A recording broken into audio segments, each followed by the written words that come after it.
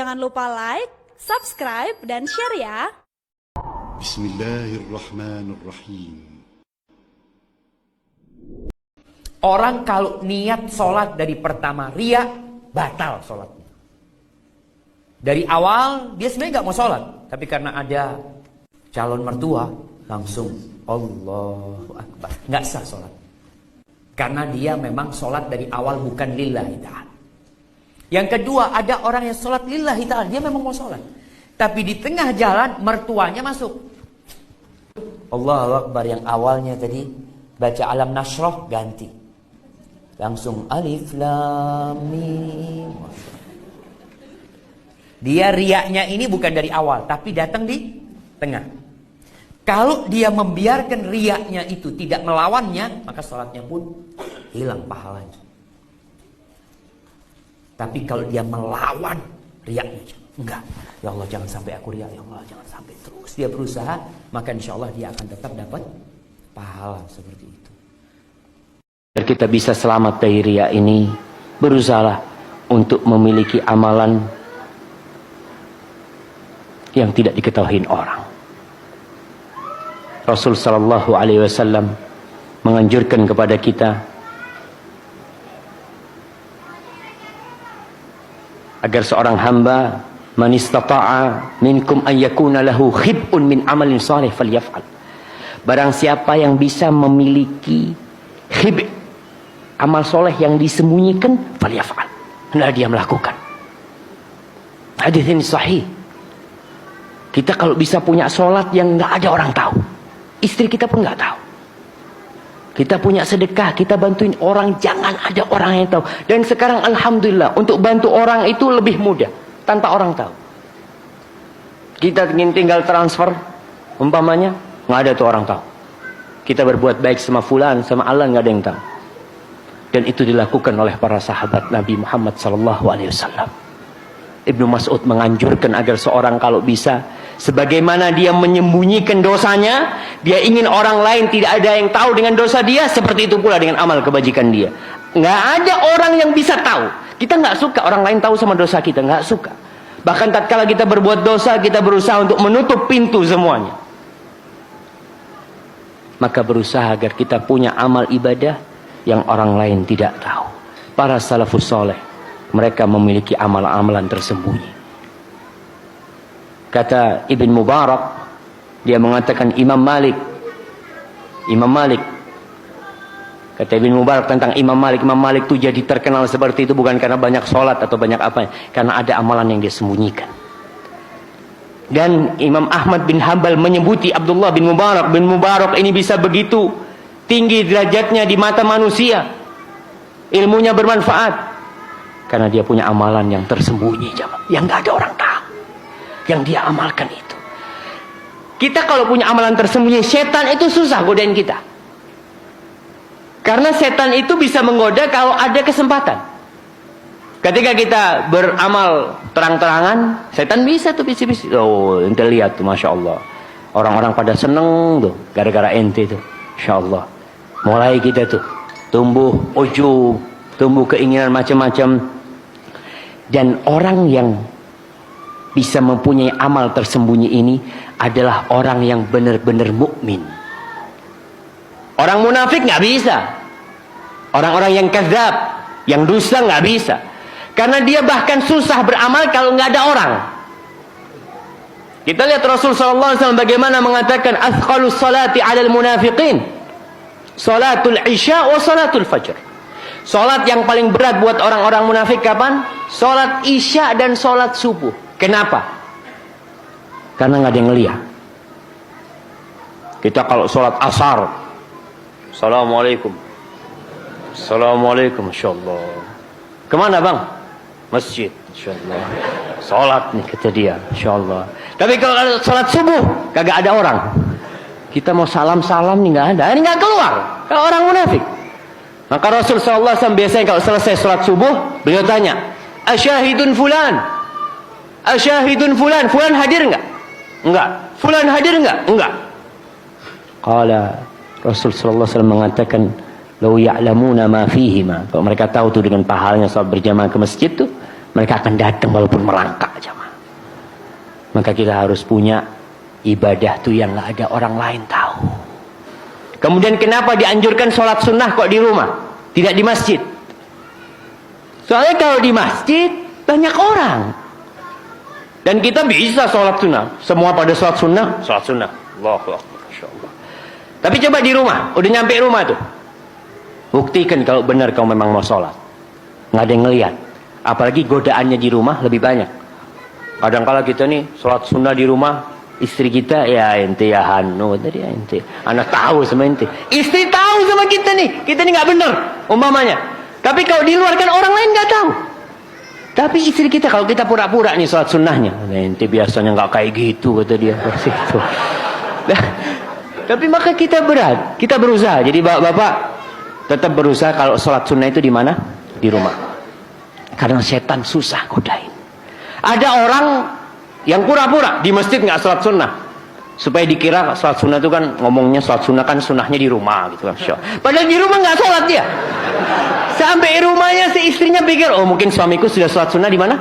Di masjid. La fil masjid wala fil bait. Itu orang-orang yang bahaya yang seperti itu. Maka kita harus berhati-hati. Ma'asyiral muslimin rahimakumullah. Coba kita lihat bagaimana as-salafus salih radhiyallahu taala anhum wa rahimahullahu taala memberikan nasihat kepada murid-murid mereka. Abu Hazim berkata, "Uktum hasanatika asyad mimma taktum sayyiatika." Sembunyikan amal kebajikanmu lebih dahsyat lagi ketika daripada engkau menyembunyikan dosa-dosamu.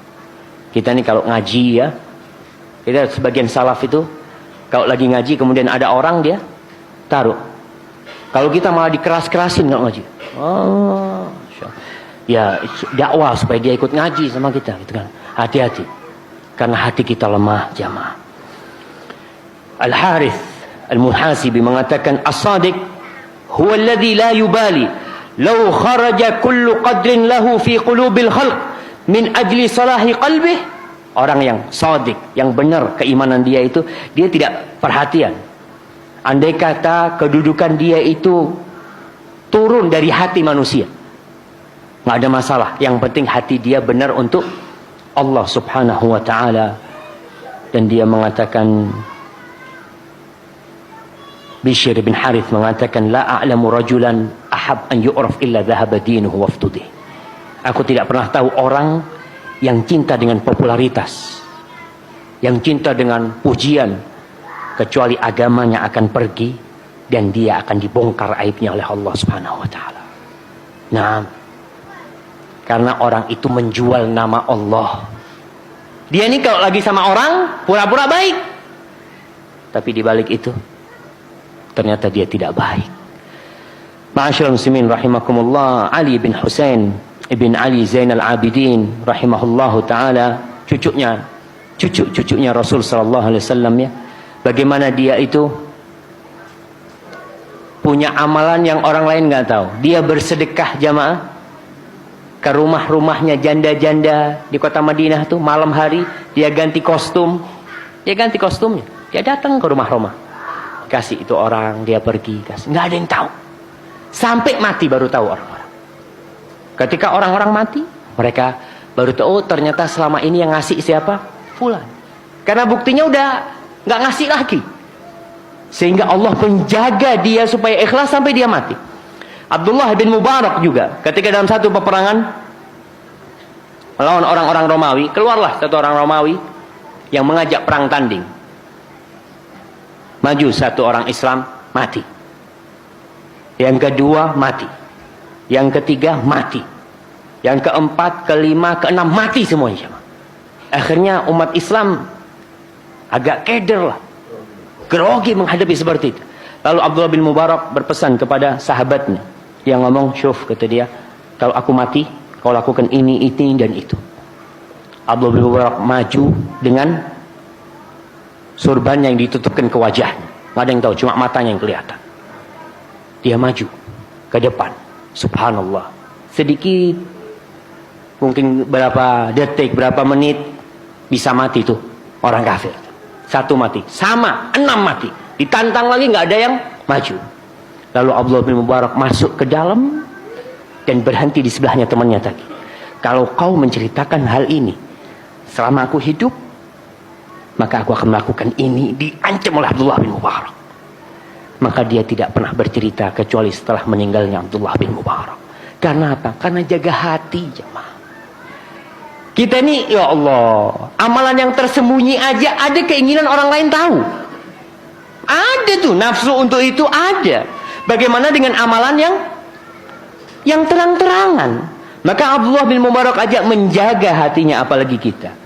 Kemudian ma'asyiral muslimin rahimakumullah, Abdullah bin Mas'ud mengatakan, "Idza asbahtum siyaman fa asbihu mudahhinin."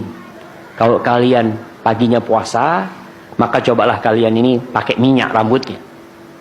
Jenggotnya kasih minyak. Kenapa? Supaya kelihatan seger.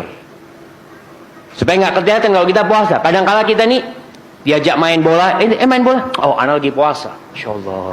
Enggak perlu ngomong ana lagi puasa. Enggak, ana lagi nggak mau main gitu kan. Masya Allah. Lalu terkadang kita datang ke tempat sahib-sahibnya yang lagi makan. Memang sengaja datang ke sana. Insyaallah. Fadal minum, kata dia. Afwan, ana lagi puasa. Som. Ya. Hati-hati, jagain hati itu jamaah. Sudah, tampakkan diri kita kalau kita nggak puasa sehat. Bagi kita mau Ramadan. Kalau Ramadan ya semuanya puasa aman. Kalau puasa sunnah yang dibicarakan. Biasanya kalau puasa Ramadan yang jadi masalah apa? Diajak ngaji, nanti kalau nggak ngaji, ana lagi puasa, kata dia. Ya ini lagi ngaji, diajak ngaji karena lemes biasanya orang puasa itu. Kemudian kita lihat Imam Syafi'i rahimahullahu ta'ala. Beliau mengatakan, lawadittu annal khalqa yata'allamuna minni wa la yunsab ilayya minhu syai'. Harapan aku, kata dia, semua orang itu bisa mengambil manfaat dari ilmuku tanpa ada satupun yang dinisbatkan kepada aku. Nggak perlu tuh ditulis karyanya Imam Syafi'i, nggak perlu, dia mengatakan. Yang penting di sisi Allah subhanahu wa ta'ala. Para jamaah, kam min masyhurin fil ardi majhulun fis sama. Berapa banyak orang yang terkenal di muka bumi ini, tapi dia tidak dikenal di langit Allah subhanahu wa ta'ala. Dan berapa banyak orang yang majhul, yang gak pernah naik di atas mimbar, yang tidak pernah muncul di TV, tapi dia terkenal di sisi Allah subhanahu wa ta'ala karena amal kebajikan dia selalu diangkat oleh Allah subhanahu wa ta'ala.